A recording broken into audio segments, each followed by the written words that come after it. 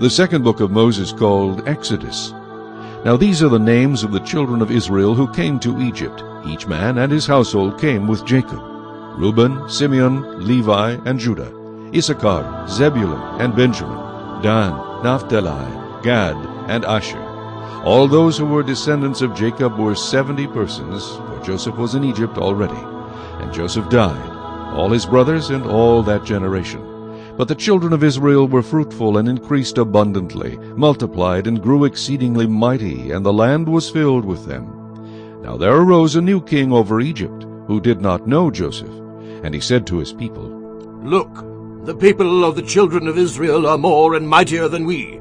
Come, let us deal shrewdly with them, lest they multiply, and it happen, in the event of war, that they also join our enemies and fight against us, and so go up out of the land.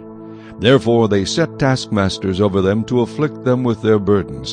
And they built for Pharaoh supply cities, Pithom and Ramesses. But the more they afflicted them, the more they multiplied and grew, and they were in dread of the children of Israel. So the Egyptians made the children of Israel serve with rigor, and they made their lives bitter with hard bondage, in mortar, in brick, and in all manner of service in the field. All their service in which they made them serve was with rigor. Then the king of Egypt spoke to the Hebrew midwives, of whom the name of one was Shiphrah, and the name of the other Puah. And he said, When you do the duties of a midwife for the Hebrew women, and see them on the birth stools, if it is a son, then you shall kill him. But if it is a daughter, then she shall live. But the midwives feared God, and did not do as the king of Egypt commanded them, but saved the male children alive.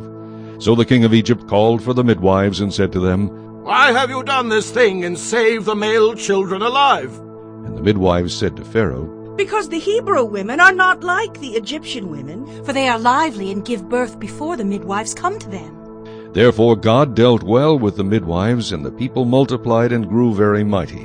And so it was, because the midwives feared God, that he provided households for them. So Pharaoh commanded all his people, saying, Every son who is born you shall cast into the river, and every daughter you shall save alive.